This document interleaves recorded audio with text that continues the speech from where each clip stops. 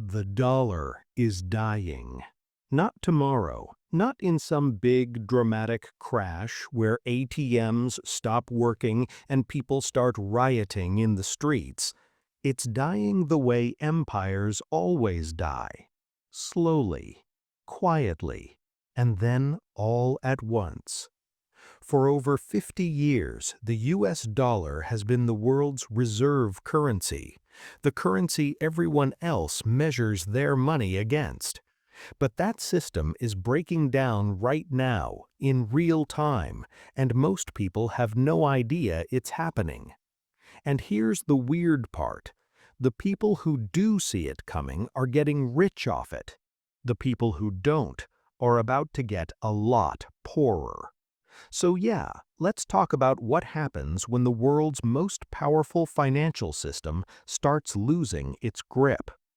Here's the thing about reserve currencies. They don't last forever. The British pound ran the world for over a century, and then it didn't. The dollar took over after World War II and has been calling the shots ever since. But history says we're near the end of that run. Not because of some secret conspiracy or grand reset, just because the fundamentals that made the dollar dominant are slowly eroding. And this matters for one simple reason. When the reserve currency changes, wealth gets redistributed. Fortunes get made. Fortunes get wiped out. Countries rise, countries fall.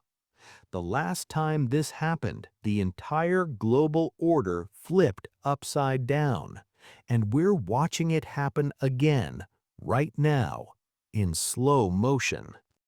Let's rewind. After World War II, most of the world's gold ended up in the United States.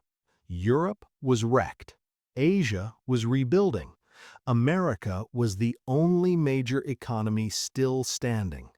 So in 1944, world leaders met in Bretton Woods, New Hampshire, and built a new system.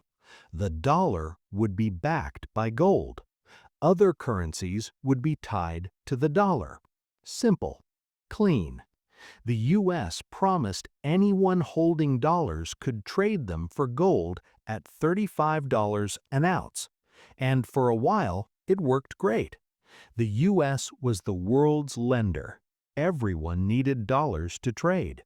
America could print money, just not too much, because gold kept everything in check. Then came the 1960s. Vietnam, big social programs, rising deficits. The U.S. started printing way more dollars than it had gold to back them. Other countries noticed.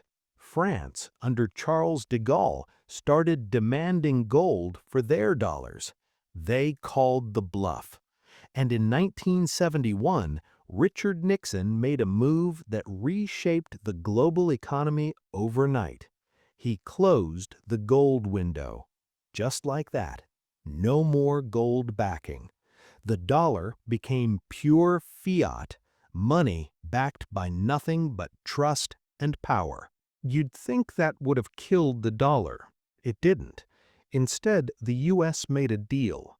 In the 1970s, America cut an arrangement with Saudi Arabia and other oil producers. They'd sell oil only in dollars. In return, the U.S. provided military protection and bought their debt. That created artificial demand for dollars. If you wanted oil, and everyone needs oil, you needed dollars first. It was brilliant. Cold, but brilliant. This let the U.S. run massive deficits with almost no consequences. We imported cheap goods, exported dollars, and lived beyond our means because the rest of the world had to use our currency. It was the ultimate free lunch, and it lasted but nothing lasts forever. The cracks started showing years ago. Countries began asking why they needed to hold so many U.S. treasuries. China piled up trillions in dollar reserves. then quietly started diversifying. Russia got hit with sanctions and decided the dollar was a liability. They moved trade into other currencies. Then central banks started buying gold. Not a little, a lot. In 2022 and 2023, central bank gold buying hit record levels. That kind of buying only happens when trust starts breaking down. Then came alternative payment systems. China launched CIPS. Russia and India settled trade in rubles and rupees.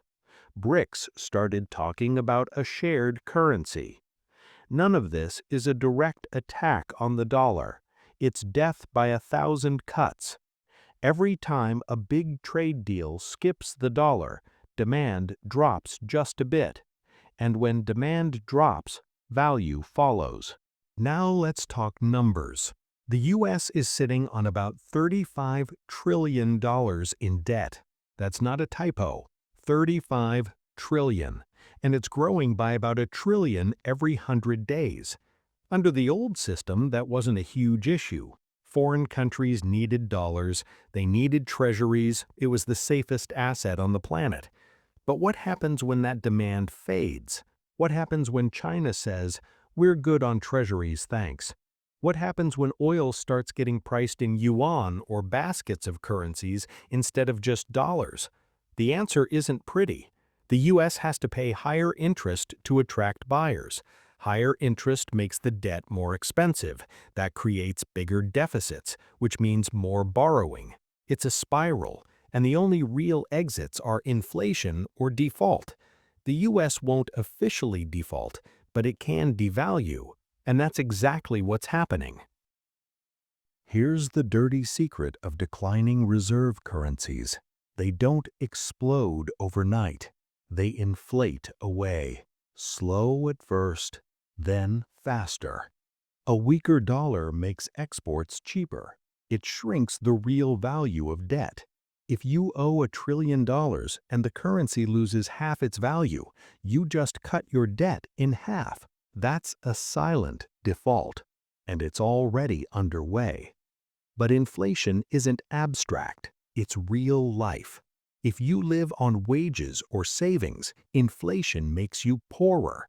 If you own assets, stocks, real estate, gold, you get richer. Not because those assets magically improved, but because the measuring stick is shrinking. That's why gold keeps climbing, why real estate stays expensive, why stocks hit highs even when the economy feels off. It's not strength, it's currency weakness. Let's be clear. Winners, asset owners, investors, financial institutions, countries with oil, gold, and hard resources. Losers, wage earners, people on fixed incomes, anyone holding cash and trusting it to hold value. That gap is already huge, and it's getting wider. This isn't new. It's exactly what happened when the British pound declined. British savers got crushed. British landowners did fine. Same mechanics, same outcome. So, what replaces the dollar? Probably not one currency. More likely a multipolar world. Regional currencies, diversified reserves, no single king. Sounds fair, sounds balanced, but it's messy, volatile, uncertain. Big corporations can hedge, governments can maneuver, regular people just get dragged along for the ride. We're living through a hinge moment, the kind that ends up in history books. Most people don't see it.